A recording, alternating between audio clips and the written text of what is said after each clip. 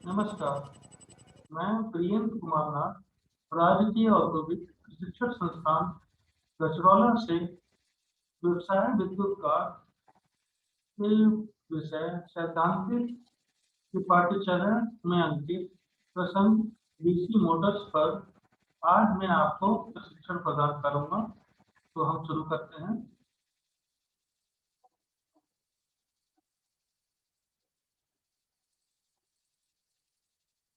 तो DC Motors, जैसे कि हम डीसी मोटर्स को विद्युत धारा मोटर भी कहते हैं, क्योंकि यह केवल डायरेक्ट करंट पर ही कार्य करती है।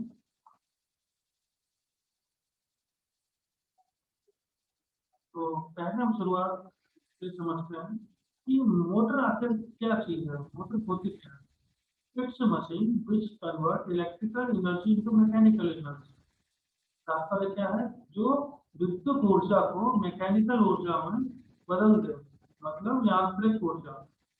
जो विद्युत ऊर्जा है उसको हमने इनपुट दिया किसी मशीन को, तो वो मशीन हमें यांत्रिक ऊर्जा दे, तो वो हमारी क्या इलेक्ट्रिकल मोटर कहलाएगी। यह प्राय दो तरह की होती है। पहली तो है हमारी एसी मोटर और दूसरी है हमारी डीसी मोटर। तो एसी मोटर क्या है? जो अल्टरनेटिंग करंट पर कार्य करती है। केवल प्रत्यावर्ती धारा की आवश्यकता होती है इस मोटर में, और वो भी हम केवल स्टेटर में सप्लाई देते हैं एसी की, ना कि हम रोटर में। रोटर हमारा अपने आप ही फील्ड जैसी जनरेट होती है स्टेटर में, उसी के अकॉर्डिंग वो घूमने लगता है। बल्कि डीसी मोटर में ऐसा नहीं होता, क्योंकि ये एकदम इसकी जो रेखा है वो हमारी सीधी, आउटपुट हमारा एकदम कांस्टेंट रहता है। तो क्या होता है कि वो पोल्स में पोल जनरेशन नहीं होता, नॉर्थ और साउथ ये डिसाइड नहीं कर पाती। तो इसलिए क्या करते हैं, स्टेटर के साथ साथ हम लोग जिसका जो रोटेटिंग पार्ट है, रोटर आर्मेचर को भी हम लोग इलेक्ट्रिक सप्लाई देते हैं। तो क्या डीसी मोटर केवल डीसी करंट पर ही कार्य करती है। ठीक है। अब क्या इसका कार्य सिद्धांत की तरफ बढ़ते हैं। Principle of operation of DC motor. When current carrying conductor is placed in a magnetic field, it experiences force। तो क्या होता है, जैसे कि कोई फील्ड है, मैग्नेटिक फील्ड है, उसमें हम लोग क्या, कोई कंडक्टर को प्लेस करें जिसमें हम करंट की सप्लाई हमने दे रखी है, तो वो क्या करेगा, एक तरह का बल को महसूस करेगा। तो ये बल जो महसूस करता है मोटर के केस में, ये फैराडे का एक लॉ है, लेफ्ट हैंड रूल, उसके कार्य सिद्धांत पर ये कार्य करता है, फैराडे के लेफ्ट हैंड रूल। और इसी तरीके से जो जनरेटर है वो हमारा क्या, फैराडे के राइट हैंड रूल पे कार्य करता है। तो इस विषय में जो हमारा डीसी मोटर है हम इसके बारे में पढ़ेंगे। ये क्या, इसमें कई तरह के पार्ट्स दिखाए गए हैं। जो लाल कलर से जो अंकित है, ये हमारा स्टेटर है, स्टेटर की वाइंडिंग है। वाइंडिंग तो नहीं, मतलब वाइंडिंग के द्वारा जो हमारा पोल्स जो जनरेट होते हैं वो दिखा रहा है, ये नॉर्थ और साउथ पोल। उसी तरीके से उसके अंदर हमने स्थापित कर रखा है हमारा रोटेटिंग पार्ट जो हमारा आर्मेचर है। इसके ऊपर भी, आर्मेचर में भी वाइंडिंग होती है। और ये आर्मेचर हमारा जो सेंटर में जो शेफ्ट होता है, शेफ्ट के ऊपर फिक्स कर दिया जाता है, और इसी शेफ्ट के और अगले भाग पर एक कम्यूटेटर लगा दिया जाता है। और साथ में ब्रश ब्रश हैं, ये कार्बन के ब्रशेस होते हैं। एकदम सप्लाई का जो लेन देन होता है वो हम लोग कर, बिना ब्रशेस और कम्यूटेटर के डीसी मोटर्स और जनरेटर पर कार्य नहीं होता। बहुत ही इम्पोर्टेंट पार्ट है ये। तो देखिए इसमें क्या है, देखिए दूसरे डायग्राम में साफ साफ दिखाया गया है कि जो ब्लू कलर के एन और एस दिखाई दे रहे हैं, ये हमारे क्या मैग्नेटिक फील्ड स्थापित कर दी गई है। ये इसी फील्ड में हमने क्या किया है, एक कंडक्टर को प्लेस करा है जो हमारा आर्मेचर है, आर्मेचर को प्लेस कर दिया इसमें। और साथ ही इसके दोनों सिरों पे हमने क्या किया है, डीसी सप्लाई दी थी। तो क्या होता है, जब हमने ये कार्य किया तो जैसे ही मैग्नेटिक फील्ड के संपर्क में आए और ये करंट सप्लाई ये होने लगी इसमें से, तो ये क्या करेगा, ये अपने आप को रोटेट करेगा। इसने अपने आप को थोड़ा रोटेट करा, साउथ से नॉर्थ की तरफ ये पूरी मूवमेंट होने लगा। जैसे ही मूवमेंट स्टार्ट होगा तो ये घूमने लगे। तो इसके डायरेक्शन को भी अगर हम नॉर्मली चेंज करना है तो क्या डीसी पावर की सप्लाई के सीरीज को हम आसानी से बदल दें और बिल्कुल आसानी से ये इसके डायरेक्शन को हम रोटेट कर सकते हैं। तो अब कंस्ट्रक्शन की तरफ बढ़ते हैं डीसी मोटर्स की। देखिए इस डायग्राम में डीसी मोटर का एक सेक्शन दिखाया गया है। ये जो टर्मिनल्स हैं ये हमारा सप्लाई देने के लिए, जो मतलब ये सप्लाई दे रहे हैं टर्मिनल से, और ये ब्रशेस हैं ये कांटेक्ट में रहता है कम्यूटेटर्स के। जैसे जैसे कम्यूटेटर्स में क्या होता है, कट्स लगे रहते हैं। तो जैसे ये संपर्क में आता है कम्यूटेटर ब्रशेस के, तो ये सप्लाई को रोटर को सप्लाई देता है।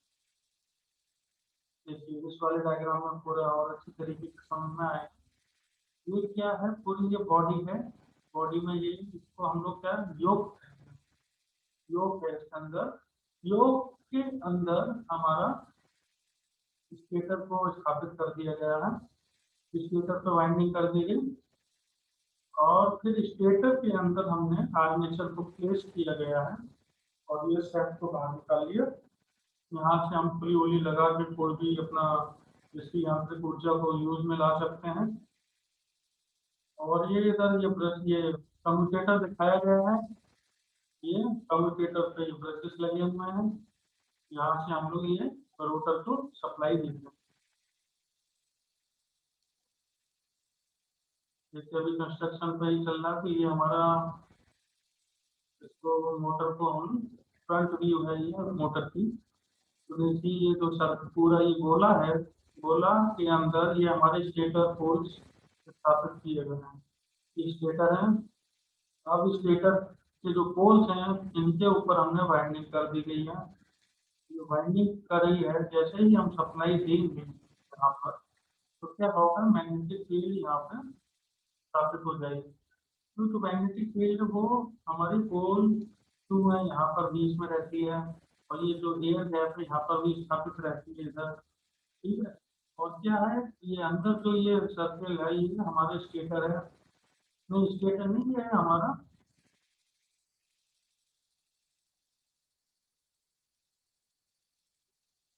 शेफ्ट है। ये हमारा शेफ्ट कहलाता है।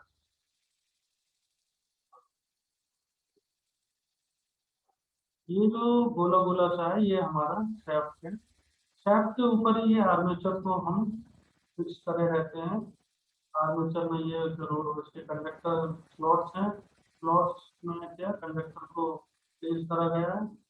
जैसे ही हम स्टेटर और आर्मेचर में दोनों में सप्लाई देते हैं तो ये घूमना शुरू कर देता है रोटेटर। अब देखिए फंक्शंस हैं सभी डीसी मोटर्स में, कई तरह के पार्ट्स होते हैं। तो सभी के अपने इम्पोर्टेंट फंक्शंस हैं, तो उसके बारे में हम लोग जानकारी लेते हैं। तो पहला क्या है हमारा योग। ये क्या है, योग को हम लोग फ्रेम भी कह सकते हैं। ये क्या है, उसका आउटर शेल है पूरा। डीसी मोटर को जो मेन फ्रेम है वो योग है। अब ये क्या करता है, ये प्रोटेक्शन प्रोवाइड करता है जो रोटेटिंग पार्ट हैं और भी जो अंदर उसके पार्ट स्थापित रहते हैं उनको रोड प्रोटेक्शन देगा। और साथ ही क्या है, ये प्रोटेक्ट करता है मॉइस्चर वगैरह है और धूल मिट्टी, ये सब चीजें हैं इनसे भी ये प्रोटेक्ट करता है।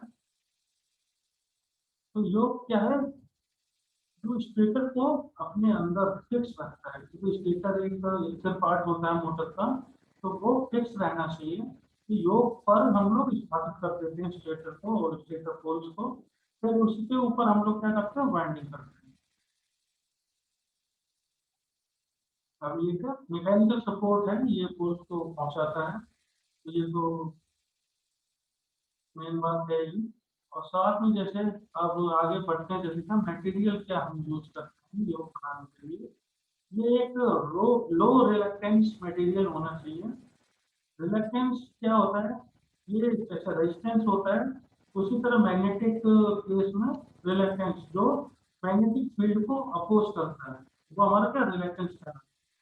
तो ये जो क्या है योग हमारा किस पदार्थ का जो लो रिलक्टेंस मटेरियल होता है, जैसे कि कास्ट आयरन हो गया, सिलिकॉन स्टील हो गई, रोल्ड स्टील या कास्ट स्टील है, इन मटेरियल्स को हम यूज करके योग बना सकते हैं।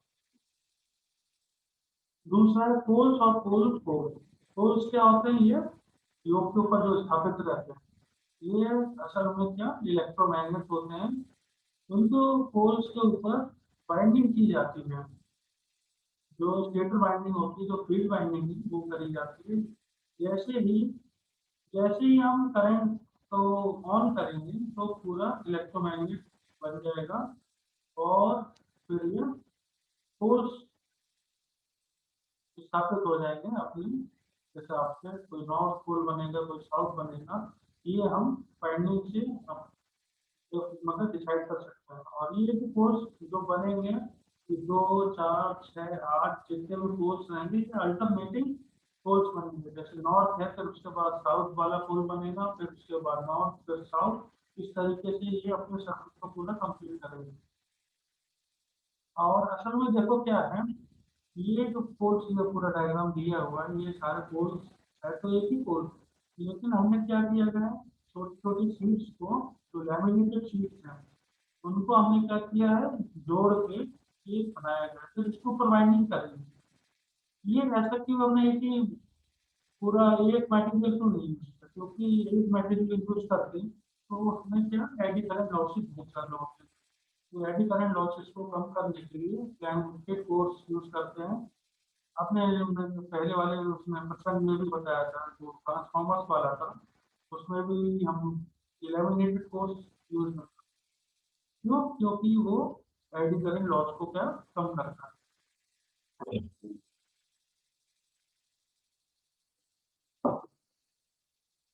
अब क्या है, पोल शू पे आते हैं।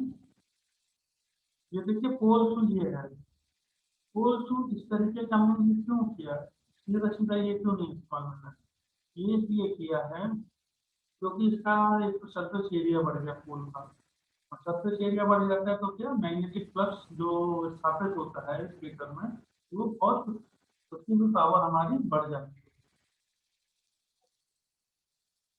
अब क्या है, ये भी जो पोल शू है, ये भी मटेरियल जिस मटेरियल के यूज में लाते हैं वो भी लो रिलेक्टेंस मटेरियल होता है। जैसे कि हम कास्ट स्टील हो गया या कास्ट आयरन को हम मान में ला सकते हैं।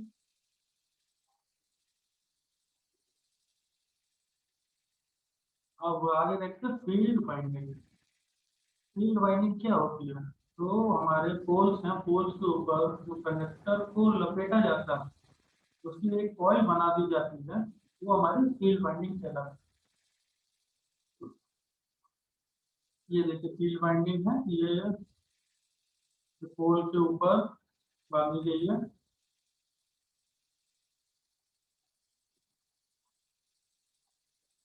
तो ये पोल्स के ऊपर बांधी जाती है फील्ड बाइंडिंग, तो ये फील्ड कॉइल्स भी कहते हैं इसको। और साथ में ये हम सीरीज में कनेक्ट करते हैं, ये सारे पोल्स हैं ये सीरीज में टर्मिनल्स में कट कर कर के बनाते हैं हम लोग। अब ये क्या करता है, जैसे कि फील्ड जनरेट हो गई और इसी फील्ड में जो आर्मेचर के जो कंडक्टर्स हैं वो परपेंडिकुलर कट करेंगे तो क्या होता है, वो एक ईएमएफ इंड्यूस होगा। ठीक है, तो उसके लिए हम लोग इस्तेमाल में लाते हैं। तो फील्ड वाइंडिंग को हम लोग क्या एक्साइटिंग वाइंडिंग भी कह सकते हैं। ठीक है, अब देखिए मटेरियल इसमें क्या है जो वाइंडिंग में हम लोग यूज में लाते हैं, कि बेसिकली कॉपर के ही तार होते हैं, इंसुलेटेड वायर्स होते हैं कॉपर के। Due to current flowing through the field winding, alternate and the rest poles are produced. क्या होगा, जो भी पोल्स हमारे स्थापित होंगे वो नॉर्थ पोल होगा, फिर उसके बाद साउथ, फिर नॉर्थ, फिर साउथ, इस तरीके से दो 4, 6, 8 या 10 इस तरीके से रिक्वायरमेंट के हिसाब से हम लोग कितने भी पोल बना सकते हैं। अब आर्मेचर कोर की तरफ बढ़ते हैं। आर्मेचर कोर क्या होती है ये देखिए ना, ये आर्मेचर है पूरा, ये शेफ्ट दिखा रहा है, शेफ्ट है, शेफ्ट के ऊपर ये आर्मेचर कोर लगी हुई है। आर्मेचर कोर बीच में ये स्लॉट्स कटे रहते हैं, ये देखिए स्लॉट्स कटे हुए हैं। इन स्लॉट को काटने का क्या मतलब है, इसके ऊपर आर्मेचर वाइंडिंग को हम स्थापित करते हैं, ठीक है। देखिए क्या, armature core is cylindrical drum mounted on the shaft. इस शाफ्ट के ऊपर जो सिलेंड्रिकल ड्रम है स्थापित करा गया है, ये हमारा आर्मेचर कोर कहलाएगा। अब क्या है, ये लार्ज नंबर ऑफ स्लॉट्स कटे रहते हैं इसके ऊपर, वो उसके पैरेलल रहते हैं शाफ्ट के, शाफ्ट के एक्सिस पे, ये देखिए। अब क्या, इसी आर्मेचर कंडक्टर जैसे मैंने बताया था, ये इसी के अंदर इकट्ठे रहते हैं, स्लॉट्स में स्थापित कर दिए जाते हैं। अब आर्मेचर कोर भी है, ये भी लो रिलेक्टेंस मटेरियल की होती है, और जो पाथ को ये कंप्लीट करने में सहायता देता है पूरा। मटेरियल जो यूज है वो भी लो रिलेक्टेंस मटेरियल है, कास्ट स्टील हो गई, जैसे कास्ट आयरन हो गया, इससे हम आर्मेचर कोर बना सकते हैं। अब ये क्या है, laminated construction of iron core is used to minimise the eddy current losses. जैसे कि स्टेटर की जो वो कोर्स थे, कोर मटेरियल भी लो रिलक्टेंस वाला था, और साथ में ही लैमिनेटेड कोर्स यूज करी थी। सेम उसी तरीके से आर्मेचर कोर भी हम लैमिनेटेड यूज में लाते हैं, क्योंकि वो एडी करंट लॉसेस को कम करेगा। अब आर्मेचर बाइंडिंग पे आते हैं। बाइंडिंग क्या, पहला तो ये कॉपर के तार शामिल कर दी है। स्लॉट्स जो आर्मेचर स्लॉट्स जो कटे रहते हैं उनमें ही स्थापित की जाती है ये, और साथ में ही ये एक दूसरे में इंटरकनेक्टेड रहती है। और यही बाइंडिंग इंटरकनेक्टेड जो रहती है वो स्थापित तो उस पर करिए, और साथ में ये इसका कनेक्शन हमारे कम्यूटेटर्स से भी होता है, जो आगे को सर्किट को कंप्लीट करता है। अब ये क्या है, आर्मेचर वाइंडिंग को जब घुमाया जाता है किसी प्राइम मूवर की हेल्प से, तो वो क्या करता है, जब मैग्नेटिक फ्लक्स जो स्टेटर का जो है, मैग्नेटिक फ्लक्स जो स्थापित हुआ है, उसको जब वो परपेंडिकुलर कट करेगा, तो वो क्या करेगा, एक वोल्टेज इंड्यूस, वोल्टेज वहां पे जनरेट वो होगा, इंड्यूस होगा, उसको हम ड्रॉ कर सकते हैं कम्यूटेटर की हेल्प से। ये तो हमारा जनरेटर के केस में हो गया, ठीक है। अब armature winding is connected to the external circuit through the commutator and the brush. क्या है, एक्सटर्नल सर्किट में जो हम लोग कम्यूटेटर और ब्रश की सहायता से करंट का आदान प्रदान कर लेते हैं। मटेरियल यूज भी कॉपर का ही करते हैं, और सबसे ज्यादा जो हमारा एंटायर लोड है सर्किट का पूरा, वो सब आर्मेचर इसी वाइंडिंग के ऊपर रहता है। तो मटेरियल अच्छा होना चाहिए, तो कॉपर का इस्तेमाल किया है। तो अब आते हैं कम्यूटेटर की तरफ। देखिए डीसी मोटर्स में कम्यूटेटर का बहुत योगदान रहता है। बिना कम्यूटेटर के हम लोग किसी रोटेटिंग फील्ड से करंट लेना, आदान प्रदान करना ना के बराबर होता है, तो उसमें हमारा कम्यूटेटर और ब्रशेस हेल्प में आते हैं। ये देखिए, ये हमारा है आर्मेचर दिखाया हुआ है, ये स्लॉट्स कटे हुए हैं, इसके ऊपर बाइंडिंग है, ये स्लॉट्स इस तरीके से यहाँ तक आ गए। ये ग्लास रिंग है, यहाँ तक सेट रहते हैं। फिर ये है, ये वाला जो हमारा पार्ट है जो shaft के ऊपर कनेक्टेड है आर्मेचर बाइंडिंग के साथ में, ये हमारा कम्यूटेटर कहलाता है, ठीक है। ये इसमें भी ये स्लॉट्स कटे हुए हैं। स्लॉट्स क्या करते हैं, इससे ब्रशेस जो ब्रश यहाँ लगा दिए, ब्रश का साइज भी लगभग इतने रहते हैं, एक स्लॉट बराबर। तो ये हर एक स्लॉट को टच जब ब्रश करेगा तो उस हिसाब से करंट आगे आदान प्रदान करता रहेगा। अब क्या है, it's a cylindrical drum mounted on the shaft along with the armature core। ये जो shaft के along ये है, इसी के along हमने ड्रम टाइप का सिलेंड्रिकल है, तो इसी को कम्यूटेटर कहते हैं। अब ये क्या, it is made up of large number of wedge shaped segment. Wedge का ऊपर ये चौड़ा रहता है और नीचे की तरफ ये थोड़ा वी शेप, मान लो थोड़ा सा मतलब वेज शेप रहता है इसका। अब वो ये मटेरियल कैसा रहता है, क्योंकि ये हार्ड बॉन्ड कॉपर मटेरियल का बनाया जाता है, सॉफ्ट रहेगा तो ये आसानी से घिस जाएगा तुरंत। तो ये हार्ड रहना चाहिए, तो मटेरियल हमारा क्या है, हार्ड बॉन्ड कॉपर है। अब ये जो सेगमेंट है ये आपस में एक दूसरे से इंसुलेटेड रहते हैं। माइका शीट के इस्तेमाल से हम लोग क्या करते हैं, इंसुलेशन प्रोवाइड करते हैं, ताकि जो प्लस माइनस का जो पार्ट है हमारा, जैसे बीच में हमारा गैप आ गया तो उस समय ये वहां पे पोल पे नहीं पहुंचेगा।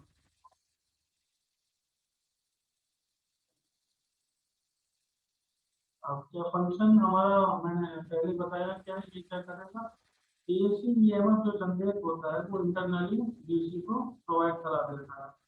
ठीक है। और दूसरा पार्ट है कि it help to produce unidirectional torque. एक ही यूनिडायरेक्शनल टॉर्क प्रोड्यूस करता है ये, क्योंकि ये शॉर्ट्स की वजह से यूनिडायरेक्शनल है, एक तरफ जाता है फिर सेगमेंट गायब है फिर है, इस तरीके से। तो ये भी मटेरियल यूज है, ये कॉपर का यूज करा गया है। ठीक है, और बीच में सेगमेंट्स में से माइका शीट का इस्तेमाल किया गया है। अब ब्रशेस हैं, ब्रशेस क्या है, ये कम्यूटेटर के अपने कांटेक्ट में रहते हैं। कम्यूटेटर हमारा साथ जैसे शाफ्ट घूमेगा, आर्मेचर घूमेगा, शाफ्ट घूमेगा और ये घूमेगा, ब्रशेस उसके ऊपर कांटेक्ट में हमेशा रहेंगे। तो एक टर्म दो ब्रश उसमें लाते हैं, एक पॉजिटिव और एक निगेटिव। तो करंट और conducted from the armature to the external load by the carbon brushes which are held against the surface of the commutator by the springs। क्या है, इसमें जो ब्रशेस हैं यहाँ पे स्प्रिंग ये रहती है, तो क्या है, रोटेशन होने के बावजूद फिर ये टूटता नहीं है, थोड़ा फ्लेक्सिबल रहता है। अगर फिक्स कर देंगे तो ये टूट जाएगा आसानी से, तो क्या स्प्रिंग का इस्तेमाल में लाते हैं। तो ये आसानी से सरफेस पे चिपकता हुआ चलता है। ये देखिए, ये हमारा कार्बन मटेरियल का है। ठीक है, और ये कनेक्शन को पूरा ये सप्लाई दे रहा है, और साथ में स्प्रिंग हमारी लगाई गई है ताकि ये कम्यूटेटर पे आसानी से चिपकते चले और टूटे भी नहीं। तो देखिए फंक्शन ये दिया हुआ है, to collect the current from the commutator and apply it to the external load in generator and vice versa in motor. जो भी करंट है जनरेटर के केस में, जैसे करंट हमारा कम्यूटेटर से प्राप्त कर लिया और एक्सटर्नल लोड से दे दिया। अब क्या हो, मोटर के केस में क्या है, ये सप्लाई आर्मेचर को दी जाती है, तो हमारे ब्रशेस के थ्रू ही दी जाती है। मटेरियल हमारा क्या, कार्बन मटेरियल का है ये, और रेक्टेंगुलर शेप रहता है, ऊपर से घिसता रहता है, तो हम कम्यूटेटर को चेंज कर लेते हैं। ये देखिए action of commutator of the system. ये स्टेटर मैग्नेट्स हैं, अंदर ये हमारा स्टेटर हो गया, शेफ्ट है ये, और शेफ्ट के ऊपर ये कम्यूटेटर लगा हुआ है, और ये हमारा अंदर जो रोटेट कर रहा है ये आर्मेचर है। तो जैसे ही हमने स्टेटर में हमने सप्लाई दी, तो यहाँ पे मैग्नेटिक फ्लक्स हुआ, स्थापित हो गया मैग्नेटिक फ्लक्स। और जैसे ही हमने ये इसके आर्मेचर को सप्लाई दी, तो सप्लाई ये ब्रशेस के थ्रू टर्मिनल्स पे पहुंची, कम्यूटेटर में गई, कम्यूटेटर से ये रोटर में गई, और रोटर के जो हमारी वाइंडिंग है, आर्मेचर वाइंडिंग, वो क्या है, जो स्थापित जो फील्ड है मैग्नेटिक फील्ड को परपेंडिकुलरली कट कर रही है। तो कट कर रही है तो क्या, ये पार्ट हमारा रोटेट करने में लगता है। ये फैराडे के जो लेफ्ट हैंड रूल है उसके अकॉर्डिंग, ये देखिए प्रॉपर वर्किंग इसमें शो कर रहा है। तो कम्यूटेटर का भी ये बहुत मेन पार्ट है ऑपरेशन का भी, तो ध्यान में रखिए। तो अब देखिए टाइप्स ऑफ डीसी मोटर। तो ये टाइप है, पहला तो है, देखिए, classification of DC motor depends on the way connecting the armature and the field winding of the DC motor। तो पहला है हमारा डीसी शंट मोटर, ठीक है, और दूसरा है डीसी सीरीज मोटर, और तीसरा है हमारा डीसी कंपाउंड मोटर। कंपाउंड में हम लोग सीरीज और शंट का दोनों ही यूज में लाते हैं। तो डीसी कंपाउंड मोटर के भी हम दो टाइप हैं, शॉर्ट शंट और एक लॉन्ग शंट। और इन दोनों के दो दो टाइप होते हैं, cumulative compound and differential compound. और सेम इसी तरीके से इसके भी क्यूमुलेटिव और डिफरेंशियल। तो पहला है डीसी शंट मोटर, जो हम, तो ध्यान में दें शंट मोटर होती है डीसी शंट मोटर, ये डायग्राम इसका दिया हुआ है।